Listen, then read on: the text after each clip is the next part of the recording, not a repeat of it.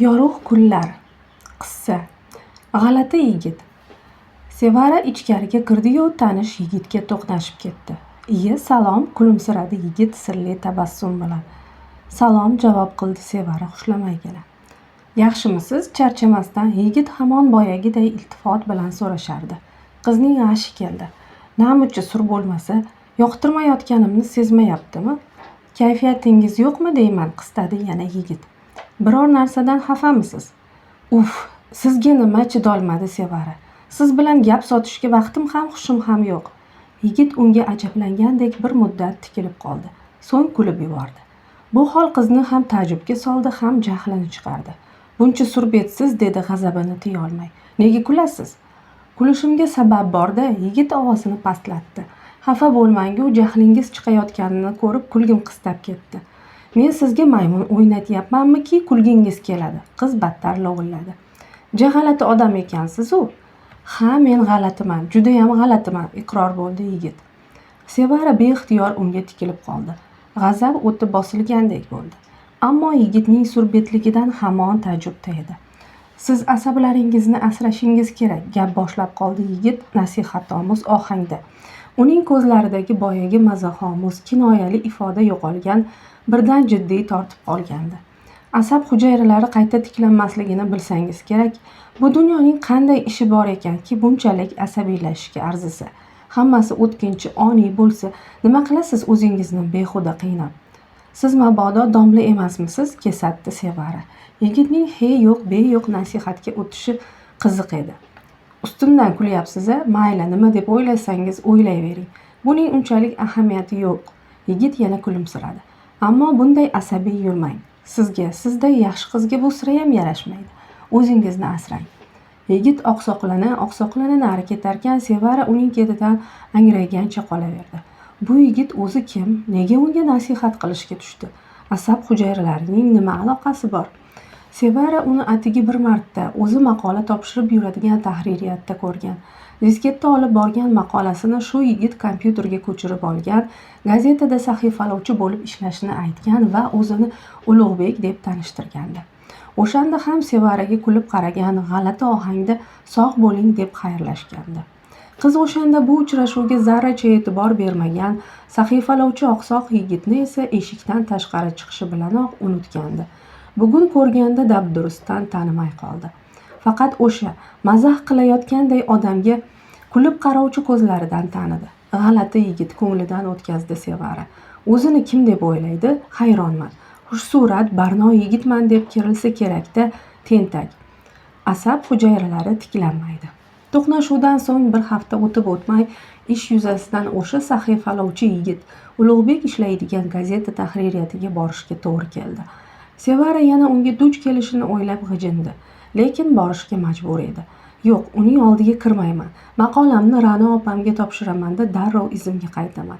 Uni ko'rishning menga umuman keragi yo'q", ko'nglidan o'tkazdi qiz. Ammo ta'assufki, Sevarani quchoq ochib kutib oladigan Ra'no opasi ishga kelmabdi. Qiz avval qo'ng'iroq qilib, keyin kelmaganidan afsuslandi.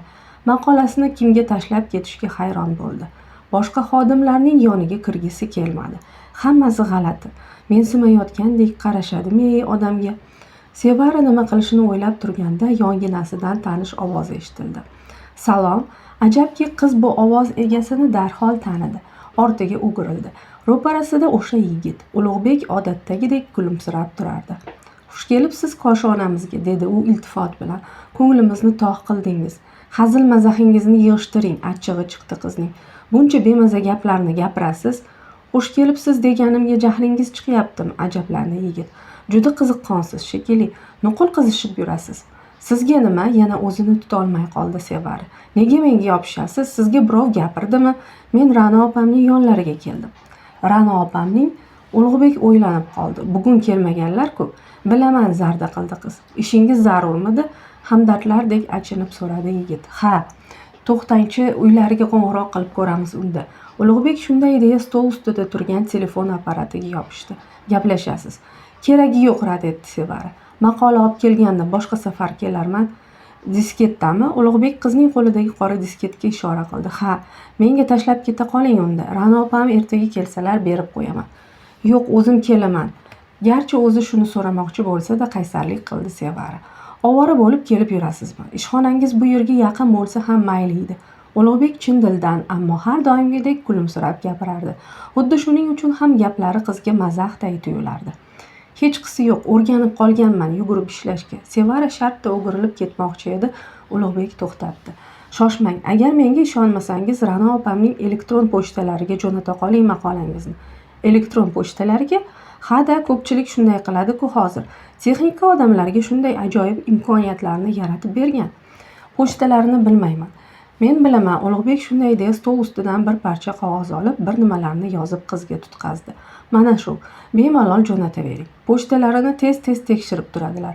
Olganlariga ishonchingiz komil bo'lmasa, qo'ng'iroq qilib aytib qo'ysangiz ham bo'ladi. Sevara qog'ozni olishga oldi-yu, rahmat aytishga tili bormadi. Ulug'bek buni sezdi, miyig'ida kulib qo'ydi. Kelib turing deya xayrlashdi. Faqat bitta narsani unutmang, asab hujayralari qayta tiklanmaydi. Har narsaga asabiylashavermang. Bu dunyoning ishlari o'tkinchi, oniy bo'lsa, nima qilasiz bunchalik o'zingizni qiynab? Sevara indamadi. Shart burilib chiqib ketdi. Yigitning g'alati gaplari yana g'ashini keltirdi. Tentak shekilli o'ylarda u Ulug'bekning gaplarini o'zicha tahlil qilib tushunishga urinarkan. Sog' odam hech zamonda shunaqa gapirib yuradimi? Tomi ketgani aniq. Kulib yursangiz bo'lmaydimi? Sevara bu yigit haqida umuman o'ylamay, eslamay ham qo'ydi. Uning bu dunyoda borligini ham unutdi. Uning bir-biridan g'alati, tentakona gaplarini ham. Lekin ish yuzasidan yana ko'rishishga, uchrashishga majbur bo'ldi. Bu gal uni o'sha tanish tahririyatga qalam haqini olishga borganda ko'rdi. Atay uning xonasini chetlab o'tsa ham baribir to'qnash keldi. Ulug'bek hisob-kitob bo'limi xonasida o'tirgan ekan. Har doimgidek kulimsirab. "Iye, salom" dedi qizni ko'rishi bilan. Sevaraning ensasi qotdi. Zo'rg'a alik oldi. Kassir qizga pasportini tutqazdi-da, indamay turaverdi. Ulug'bek undan ko'z uzmas, har bir xatti-harakatini diqqat bilan kuzatardi. Bundan qiz battar asabiylashar, bo'g'ilardi. Yigitning basharasiga shartta shapaloq tortib yuborishni istardi.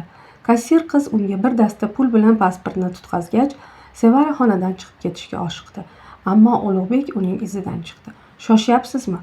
"Ha, bir daqiqa to'xtang", xirapashshadek yopishdi yana yigit. "Sizga bir nima demoqchi edim." "Xo'sh, ayting", Sevara unga o'girilib ko'zlariga qattiq tikildi. "Nima dardingiz bor? Nega menga yeb qo'ygudek tikilasiz? Umringizda qiz bolani ko'rmaganmisiz? Umuman qanaqa sur odamsiz o'zi? Sizdagi bezbet odamni birinchi marta ko'rishim. Uyat-buyat degan narsa yo'q shekilli. Nuqul bemaza gaplaringiz bilan boshimni qotirasiz. Lekin sizni eshitishga menda zarracha xohish yo'q." "Uzr, sizni xafa qilmoqchimasdim." Yigitning lablarida qotib qolgan tabassum yo'qoldi. Birdan jiddiy tortdi. "Mendan o'tgan bo'lsa uzr. Faqat bir narsani aytmoqchi edim. Kulib jilmayib yuring, sizning yuzingizga tabassum yarashadi." "Mayli, xayr." Ulug'bek shunday deb xonaga qaytib kirib ketdi. Sevara esa bu gal undan bunchalik tez va oson qutulganidan hayron bo'lib qoldi. U yigitning yana uzoq gapirishini, asab haqida yana va'z o'qishini kutgandi. Kutgani ro'y bermagach bo'shashib qoldi. Hatto hafsalasi pir bo'ldi. Birpas o'ylanib turdi-da, Ra'no opasining eshigini taqillatdi. "Aytganimni qilishga majbursiz." Ishga biroz kechroq borgan Sevara xonada muharrir o'tirganini ko'rdi-yu, uf tortib yubordi. Doim aksiga oladi-da, erta kelganda birov ko'rmaydi, kech qolsa nuqul boshliqqa yo'liqadi. "Kiravering, kiravering", kesatdi muharrir uning eshik yonida ikkilanib turganini ko'rib. "Erta kelyapsiz, ko'rib turibman. Hali yana biror soat uxlab olsangiz bo'larkan. Bekor bunchalik erta kelibsiz. Xo'roz qichqirgani, so'fi azon aytgani yo'q hali." "Uzr, biroz kech qoldim", dedi qiz noiloj. "Hechqisi yo'q deyapman-ku, nimaga xijolat bo'lasiz?" Nazar Mamedovning ko'zlari yonardi. "O'zi eng erta keladigani siz edingiz. Sizga ham yuqtirishibdi. Qoyil qolishdan boshqa ilojim yo'q." Sevara sumkasini shkafga tiqib stolga kelib o'tirdi-da, kompyuterni yoqdi. "Men aytgan ish nima bo'ldi?" so'rab qoldi muharrir. "Qaysi ish?" ajablandi qiz. "Hali buyurgan ishim ham esingizda emas ekanda." Nazar Mamedovning gap ohangida keskinlik sezildi. "Sizlarni erkalatib yuboryapman. Bu ketishda boshimga chiqib olasizlar shekilli. Ishga emas, o'zinglarni ko'z-ko'z qilishga kelib ketayotganga o'xshaysizlar. Kech kelganingiz yetmagandek buyurilgan ishni ham vaqtida bajarmaydigan bo'lib qoldingiz. Ilgari bunaqa emasdingiz. Xo'p bo'ladi deb bajarardingiz. Gap ham qaytarmasdingiz. Borgan sari havolanib ketyapsizmi deyman." "Nima ish edi?" toqatsizlandi Sevara uning o'tlab ketganidan achchiqlanib. Eslab ko'ring, yo halitdan xotirangiz chatoq bo'lib qoldimi? Kesatdi Nazar Mamedov. Sevara zo'r berib eslashga urinarkan, stoli ustidagi 2 varaq qog'ozga ko'zi tushdi-yu, beixtiyor "She'rni aytyapsizmi?" deb yubordi. "Haytovur", piching qildi yana muharrir. "Sal bo'lsa ham xotirangiz saqlanib qolgan ekan." "Bu she'r bo'lmaydi", dedi qiz keskin. "Bo'lmasligini o'zim ham bilaman", jahli chiqib ketdi Nazar Mamedovning. "Siz bo'ladigan qilib bering." "Qanaqasiga bo'ladigan qilib berishim mumkin?" tutaqdi qiz ham boshlig'ining surbetligidan. "Hikoya yoki maqola bo'lsa ham mayli edi. U yer bu yeriga qalam tekkizib qayta ishlasam. She'rni qayta ishlab bo'lmaydi-ku, mazmuni ham shakli ham buzilib ketadi. Men bu she'rni sizga bekorga berganim yo'q. Boshqalar ishlay olganda boshqalarga berardim. She'r borasida sizga ishonganim uchun sizga tutqazdim." U qiz mendan qattiq iltimos qildi she'rini chiqarishimizni. "Siz va'da berasiz, men qayta ishlashim kerak-a?" Battar jahli chiqdi Sevaraning. Boshlig'ini chiroyliroq gaplar bilan siylagisi keldi, ammo tiliga hech gap kelavermadi. "Siz mening aytganimni qilishingiz kerak. Men she'rni qayta ishlamayman. Undan ko'ra boshqa she'r yozgan ma'qulmasmi? Nima qilsangiz ham shu she'r gazetamizda chiqishi kerak." Nazar Mamedov endi boyagidek iltimos ohangidan mutlaqo xoli, buyruq tarzida keskin gapirar, hatto ovozida tahdid ham sezilardi. "Aytganimni qilishga majbursiz. Qo'l ostimda ishlaganingizdan keyin menga bu tahlil gap qaytarishga haqqingiz yo'q. Keyingi sonda she'r chiqishi kerak." Muharrir gap tamom degandek chiqib ketdi. Sevaraning ikki yuzi olov bo'lib yonardi. Butun vujudini g'azab o'ti kuydirar, baqirgisi kelardi. "Men uning cho'risimanmi? Nega men bilan bu ohangda gaplashadi? O'zini kim deb o'ylayapti? Muharrir bo'lsa o'ziga, o'sha qizga shunchalik ichi achiyotgan bo'lsa, o'zi ishlab bersin she'rini. Mendan boshqa xodimlari yo'qmi she'rni qayta ishlaydigan? Hammasi o'zini olib qochadi-da, o'rganib qoldi meni eshakday ishlatishga. Beradigan puli arzimas, u yana osmondan keladi. Xasis to'nka. Tag'in bu kishim ijodkormish. Ijodkorlarning yuragini his qilolmagan odam ijodkor bo'la olarmidi? Haqiqiy hissiz to'nka bu." Sevara 2 varaq qog'ozni qo'lida tutgancha muharririni ich-ichidan so'kar, nimadir qilib alamidan chiqqisi kelardi. Lekin u biror nima qilishga, Nazar Mamedovning xonasiga kirib shartta "Bu she'rni men qayta ishlamayman, nima qilsangiz qiling. Birgina shu ish uchun ishdan bo'shatsangiz, bo'shatavering" deya olmasdi. Shunday deyishni juda istardi, ammo andisha emas, yo'q, ertangi kundan xavotir uni bunday qilishdan qaytarardi. "Hozir ishdan bo'sholmayman. Avval o'zimni biroz tiklab olay, keyin hammasining basharasiga tupurib ketaman. Hali ko'radi, shunday muomala qilgani uchun bir kun kelib pushaymon bo'lmasami, otimni boshqa qo'yaman. Siz shunga loyiqsiz." Xuddi shu asnoda xonaga Anora kirib keldi. Uning yuzida tabassum o'ynar, nimadandir mamnunligi ko'zlaridan sezilib turardi. Uning tirjayishi Sevaraga o'lganning ustiga tepganday bo'ldi. Har doimgidek arang salomlashdi-yu, shartta o'tirib oldi va turkcha qo'shiqlarning ovozini balandlatib qo'ydi. "Sal pasaytiring, men bunaqa shovqinda ishlolmayman", ensasi qotdi Anoraning. "Bu yerda sizdan boshqalar ham bor-ku." Sevara hech nima demadi. Agar hozir biror narsa degudek bo'lsa, tutab ketishi, baqirib berishi aniq edi. Kolonkalarni burab, ovozni biroz pasaytirdi-da, chidolmay to'ng'illadi. "Siz baqirib gaplashsangiz hech kim hech narsa demaydi-ku, mening ashulalarim xalal berarkanda. Men ish yuzasidan gaplashaman", dedi Anora boyagidek makkorona iljayishini qo'ymay. "Sizning ashulalaringizning esa ishga mutlaqo aloqasi yo'q." Sevara indolmay qoldi. Anora haq, boshliqlarga arz qilgudek bo'lsa ham o'zi aybdor bo'lib chiqadi. "Bilasizmi, siz g'alati odamsiz. Hatto o'zingizni himoya qilishni ham bilmaysiz", deb qoldi Anora uni birpas kuzatib o'tirgach.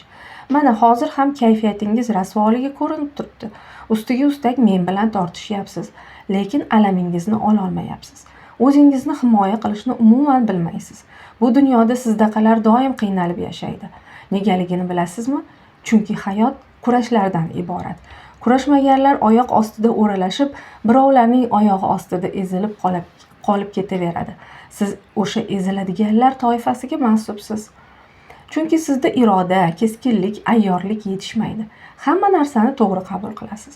Hozirgi zamonda esa bu katta fojia, eng katta ahmoqligingiz shu oddiygina haqiqatni tushuna olmaganingiz. Boshliqlar bilan muomala qilishni ham bilmaysiz. Ular bilan xushmuomala bo'lishning, salom alik qilishning o'zi yetarli emas. U yog'idan kirib, bu yog'idan chiqishni ham bilish kerak, ishini bitirib olish uchun.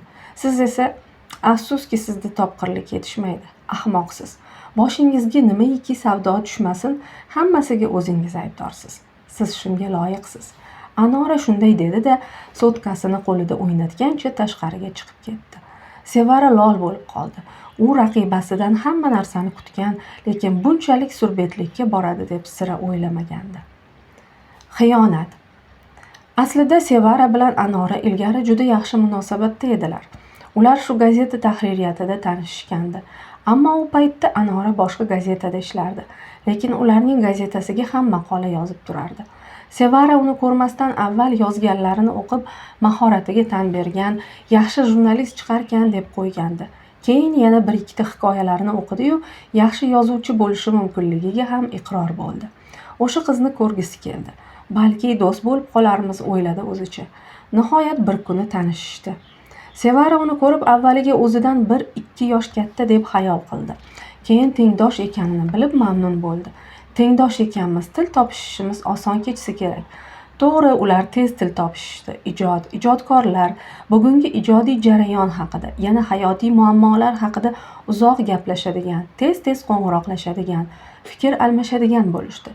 Ular bir-birlarini yaxshi tushunishar, hazil-huzul qilishar, xullas ancha yaqin bo'lib qolishgandi. Ammo Sevaraga Anoraning bitta odati yoqmasdi. Hadeb hamma narsani bilishga urinishi. U tahririyatdagi har bir xodim haqida ko'proq ma'lumotga ega bo'lishni istar, hatto g'iybat va ig'volarga ham befarq qaramas, ayniqsa nozik gaplardan xabardor bo'lgisi kelardi. Bundan Sevaraning g'ashi kelar, unga nima ekani, birovning hayotiga nega bunchalik qiziqadi? Boshqa o'ylaydigan narsasi yo'qmi derdi ichida. Ammo bu iddaosini tashqariga chiqarmas, savollariga javob berishga ro'yxushlik bermay, bu mavzu ma'qul kelmayotganini bildirib qo'ya qolardi. Anora ortiqcha qiziquvchanligini sezdirib qo'yganini tushunib, mavzuni darrov o'zgartirishga urinardi. O'rtadagi shu noxushlikka qaramay, ular yaxshi chiqishardi. Sevara uni yaqin dugonasi bilib, ko'nglidagi gaplar, ta'bir joiz bo'lsa, sirlarini bemalol ayta boshlagandi. Biroq u bir kun kelib ana shu yaqin dugonasi ashaddiy raqibasiga aylanishini va bugungidek achchiq gaplarni aytishini sira o'ylamagan, xayoliga ham keltirmagandi. Bir kuni Anora qiziqsinib so'rab qoldi. She'rlaringizni kitob qilsangiz bo'larkan-a? Kitob qilib chiqarishni juda ham xohlardim. Sevara ma'yus kulimsiradi. Bilasiz-ku, hamma narsaga pul kerak. Hozir esa buning iloji yo'q. Biroz yiqqanimdan keyin kitob ham chiqararman nasib qilsa. Anora qandaydir g'alati, sirli iljaydi va xafa bo'lgandek, menga she'rlaringizni hech o'qitmagansiz-a dedi. Faqat gazetada chiqqanlarini ko'rganman. Yaqin dugona bo'lsak, o'qitib turmaysizmi? Men o'zimnikini doim ko'rsataman-ku sizga. Uzr, xayolimga kelmabdi hech. Xijolat bo'ldi Sevara. O'zimning she'rlarimni birovga o'qib berishni yoqtirmayman, lekin daftarimni olib kelaman. O'zingiz o'qib ko'rasiz. Keyin munosabat bildirarsiz. Iya, albatta-da, Anoraning ko'zlari chaqnab ketdi. Bir-birimizni shunaqa qo'llab-quvvatlab turishimiz kerak. Bo'lmasa do'stlikning nima keragi bor? Haqsiz har doimgidek, chin dildan kuldi Sevara. Ertaga albatta olib kelaman daftarimni. Sevara so'zida turdi. Ertasigayoq she'r daftarini Anoraga olib bordi. Dugonasi tez kunda o'qib chiqib qaytarishga, fikrini aytishga va'da qildi. Ammo daftar ha deganda egasiga qaytib kelmadi. 3 hafta, 1 oy o'tsa hamki Anora daftarni olib kelishni unutib qo'yaverdi. Sevara har gal so'raganda, yana esimdan chiqibdi. O'zi oxirgi paytlarda esim kirdi chiqtiroq bo'lib qolyapti. Iltimos, mendan xafa bo'lmang, ertaga olib kelaman albatta, derdi-yu, ertasiga yana xotirasi pand bergan bo'lardi. Avvaliga Anoraning bu gaplariga unchalik e'tibor bermagan Sevaraning ko'nglida shubha tug'ildi. Bu uzluksiz unutishlar ortida chirkin narsa yashiringandek edi. Ammo o'sha narsaning nimaligini qiz tasavvur qila olmasdi. Hali hammasini o'qib bo'lmagan bo'lsa kerak-da, rostini ayta olmay bahona to'qiyapti deb o'yladi hatto. Biroq bu taxmini o'ziga ham mantiqsiz tuyulardi. Shuncha paytdan beri o'qib chiqa olmasligi mumkin emas, o'ylardi u yana dugonasining g'alati harakatlaridan gumonsirab. Unda nega olib kelmayapti daftarni? Yo'qotib qo'ymadimikin ish qilib? Yo'q, Anora daftarni yo'qotmagan ekan. Bu tez orada ma'lum bo'ldi. Lekin yana bir narsa ma'lum bo'ldiki, bundan Sevaraning dardi dunyosi qorong'u, orzu o'ylari ostun-ustun bo'lib ketdi. Anora istaralikkina qiz edi. Doim kulib jilmayib yurardi. Shuning uchun yanada jozibali ko'rinardi. Lekin o'sha kuni u odatdagidan ham ochilib, sochilib, baxtiyorligini so'zsiz ham oshkor etib turgan tabassum bilan kirib keldi ishxonaga. Uning baxtiyor yuzini ko'rib Sevaraning ham ko'ngli yorishib ketdi. "Voy, dugonajon, bugun juda boshqachasiz-ku", dedi undagi o'zgarishni ta'kidlab. "Tilla-pilla topib oldingizmi deyman-a?" "Tillaning keragi yo'q", qandaydir istehzo bilan gapirdi Anora uning maqtovini xushlamagandek. "Tilladan ham muhimroq narsalar bor bu dunyoda." Sevara g'alati bo'lib qoldi. O'zini mol-davlatga o'ch xasis ahmoqlarday sezib dugonasiga savolomuz qaradi. "Kitobim chiqdi. Shuning o'zi men uchun bitmas, tuganmas xazina." Anora har bir so'zni faxr bilan chertib aytdi. Gap ohangida kibr ham, iddao ham sezildi. "Rostdanmi? Tabriklayman." Sevara bu gaplarni beixtiyor aytdi-yu hayron bo'lib qoldi. Chunki Anora unga kitob chiqarish niyati borligi haqida umuman og'iz ochmagandi. "Bu haqda hech gapirmagandingiz-ku", dedi hafsalasi pir bo'lganini yashira olmay. "Gapirishning nima keragi bor? Tug'ilmagan bolaga to'n bichib bo'lmaydi-ku", beparvolik bilan gapirardi Anora. "Keyin gapirsam ko'z tegib qolardi. Avvaldan jar solishni yomon ko'raman." Dugonasining gaplari Sevaraning ko'nglini g'ash qildi. U Anorani o'ziga juda yaqin olgan, hamma gaplarini ishonib aytgan, abadiy do'st bo'lib qolamiz, o'rtamizda hech qanday sir yo'q, bo'lmaydi ham deb yurgandi. Endi bo'lsa dugonasining o'ylari butkul boshqacha ekani, unga hech nimani ishonmasligi, hatto ko'zi tegib qolishidan cho'chishi, demakki ko'nglida hasad bor deb o'ylashi ma'lum bo'lib turibdi. Bunday ishonchsizlik ko'ngilni o'ldirishi tayin edi. Ammo Sevara o'zini tutib, alamini ichiga yutib, uni yana tabrikladi. "Mayli, kitobingiz chiqibdi. Siz uchun xursandman. Omadingizni bersin." "Rahmat." Anora shunchalik sovuq ohangda tashakkur aytdiki, Sevaraning eti junjikib ketdi hatto. Shu damdagina o'rtalarida ko'zga ko'rinmas devor paydo bo'lganini, munosabatlari ancha taranglashib qolganini his qildi. Ammo bunday ziddiyatning sababini tushuna olmadi. Sababi esa bir necha kundan so'ng, ya'ni Sevara Anoraning kitobini varaqlab ko'rganida ma'lum bo'ldi. Bunday xiyonatni, bunday qabihlikni u hech kimdan, ayniqsa yaqin dugonam deb yurgan odamidan kutmagandi. Odam bolasi shunchalik ablahlikka qodirmi-ya? Sevaraning bunga ishongisi kelmasdi. Gap shundaki, Anora Sevaraning she'rlari bitilgan daftarni o'qish bahonasida olib, eng yaxshi she'rlaridan 20 tachasini ko'chirib olgan va o'zinikiday she'rlar to'plamiga kiritgandi. Sevara muharrirning qo'lida tasodifan ko'rib qoldi. Kitobni varaqlaganda tanish misralarga ko'zi tushdi-yu, avval hayratdan dong qotdi. Keyin menga shunday tuyulayotgandir, adashtiryapman shekilli deb o'ylab, qayta o'qib ko'rdi she'rlarni. Yo'q, shubhaga o'rin yo'q edi. Bu uning iztiroblari, dardlaridan yaralgan misralar edi. Uning she'rlari. Ammo Anoraning she'rlar to'plamida chop etilib turibdi. Xuddi shu topda Anora xonadan chiqib qoldi. Dugonasining qo'lida o'z kitobini ko'rib rangi o'chdi. Lablari titradi. Ko'zlarida qo'rquv, vahimaga o'xshash ifoda paydo bo'ldi. Lekin tezda o'zini o'nglab oldi. Navbatdagi zarbani berishga tayyorlandi. Sevara karaxt bo'lib qolgandi. U ko'zlariga ishona olmas, aqli esa yuz bergan voqeani idrok etishni istamasdi. Tilida faqatgina bir savol aylanardi. Nahotki, shunda qarshisida turgan qizga ko'zi tushdi. Bir vaqtlar juda yaqin, juda qadrdon tuyulgan bu qiz endi ko'ziga iblisdan ham battar ko'rinib ketdi. "Siz shunchalik ablahmisiz?" deya oldi zo'rg'a. "Nimaga meni haqorat qilyapsiz?" Xunuk tirjaydi Anora. U Sevaradan qasos oladigan damlarni anchadan beri kutib yurgandi. "Tilingizga erk bermang. Bunga haqqingiz yo'q." "Haqqim yo'q?" Sevara asabiy kuldi. Kulgisi o'ta notabiiy chiqdi. "Mening she'rlarimni o'zlashtirishga sizning haqqingiz bormi unda? Uyalmasdan odamlarga tortiq qilishga haqqingiz bormi sizning?" "Birinchidan", bamayl xotir javob qildi Anora. "She'rlaringiz baribir daftaringizda qachondan beri chang bosib yotibdi. Ikkinchidan, kitob chiqarishga siz hali beri pul topishingiz dargumon. Uchinchidan, bular sizning she'rlaringiz ekanini hech kim isbotlab bera olmaydi. Mening kitobimda chiqib turibdi. Odamlar sizga emas, menga ishonishadi." Sevaraning boshidan hushi uchayozdi. U dugonasining bunchalik surbetlikka borishini, bu qadar hayosizlik qilishini kutmagandi. Men sizga ishongandim-ku", dedi u ko'zlaridan toshib chiqayotgan yig'ini zo'rg'a bosib. "Nega bunday qildingiz? Nega bunday qildim? Anora kuldi. Shunday kuldiki, ko'zlaridan yosh ham chiqib ketdi. Ammo bu kulgi harom yo'l bilan g'alabani qo'lga kiritgan g'alamisning kulgisi edi. Shuning uchun ham quloqqa xunuk eshitilardi. Chunki men sizni yomon ko'raman. Nega? Nima uchun? Sevara uchun bu kutilmagan yangilik edi. Nega bo'lardi? Siz bilan dugona bo'lishga ko'zim uchib turgani yo'q edi, bilsangiz. Chunki sizda iroda, kuch, ilg'orlik yetishmaydi. O'zingizni mutlaqo himoya qila olmaysiz. Yomonlik qilgan odamga javob qaytara olmaysiz. Hammasi Xudodan deysiz o'zingizcha. O'ng yuzingizga shapaloq tortishsa, iloji bo'lsa, chap yuzingizni tutib berasiz. Siz o'zingizni farishta qilib ko'rsatmoqchi bo'lasiz. Odamlarni shunga ishontirishga urinasiz. Ammo yuragingiz tubida qora iblis yashayotganini bilmaydi deb o'ylaysizmi?